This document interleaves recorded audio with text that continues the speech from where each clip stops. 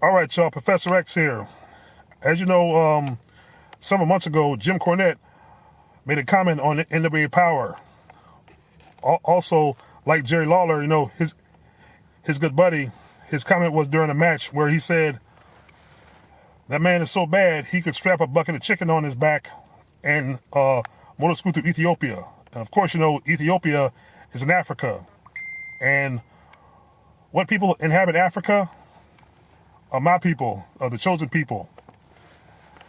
Now, fried chicken and black people, which is apparently has a long history, a long history behind it.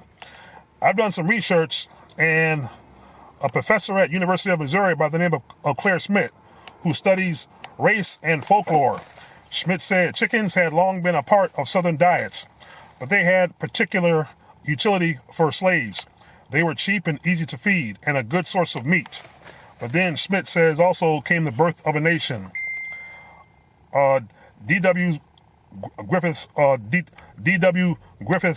seminal and supremely racist 1915 silent movie about the supposedly heroic founding of the Ku Klux Klan was a huge sensation when it debuted.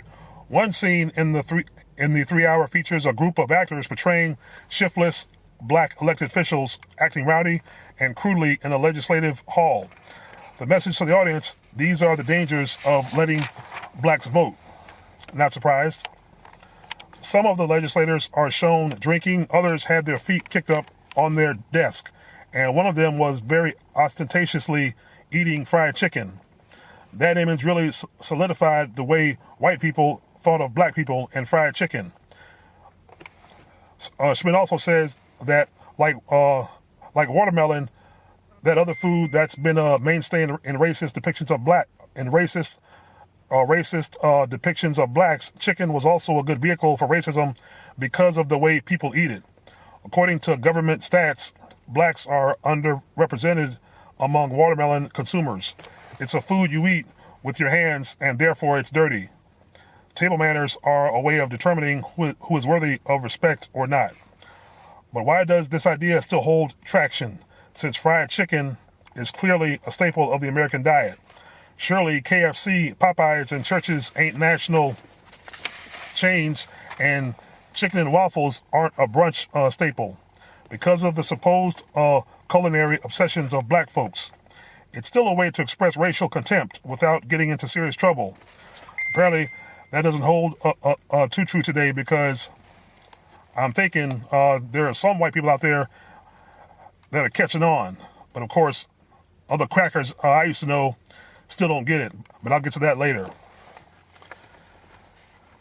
Among the Code Switch team, we started referring to these types of winking statements as racist bank shots. How it's possible to be both a taboo and a corporate mainstream thing just shows how complicated race in America is. It's also worth citing the great and very NSFW social theorist Dave Chappelle, who quipped that when it comes to race and food, people of color suffer from some real information asymmetry, or asymmetry. I hope I pronounced that right, but if I didn't, I'm sorry. Of course, the only reason things are even an issue is because nobody knows what white people eat, Chappelle said. Well, I have a good idea of what white people eat.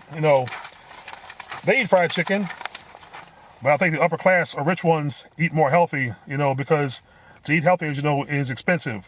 But anyway, getting back to Jim Cornette and his comment, that's the history behind that comment.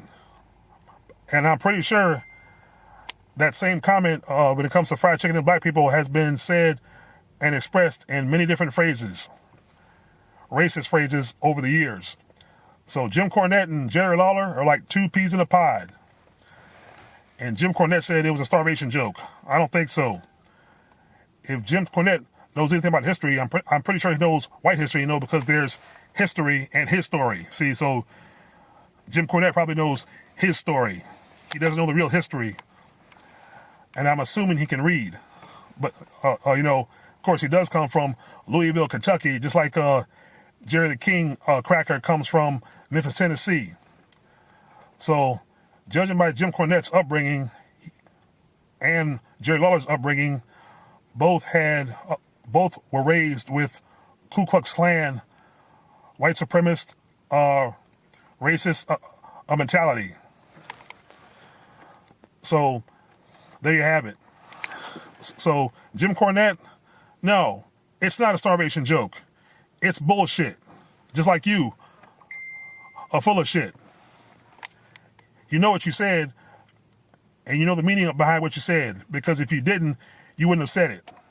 Just like Terry Bollea, who knew what he said, but of course he got caught in the midst of committing a fornication.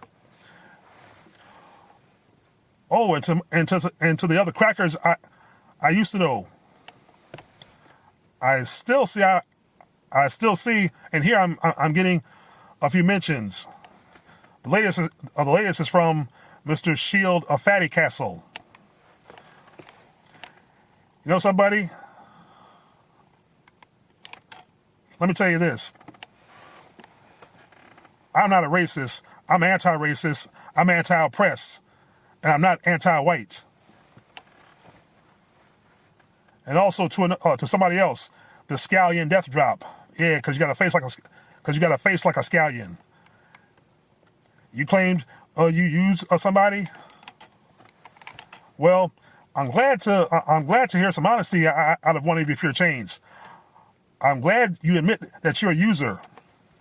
Now I want to ask one of your good friends, and I'm talking about Mr. Scott. Do you like being friends with a user? Your friend just openly admitted that he's a user.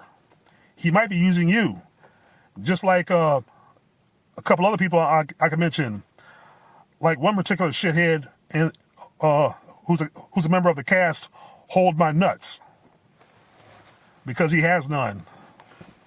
So for the most part, he holds someone else's nuts. And then there's the good old cracker boy from Georgia, Canton, Georgia. And he knows who he is. You see, Scott, you talk to and look up to a bunch of users. So see, if one person admits he's a user, what do you think the others are? Oh, and we can't forget about the Peckerwood in Texas. Good old Peckerwood Polston. Ain't forgot about you, buddy. So there you have it. I'm going to continue to say what I feel. I'm going to continue to say what the fuck I want. I don't dance unless I hear some music. I don't scratch my head unless it itches. I will not be intimidated. I will not be silenced.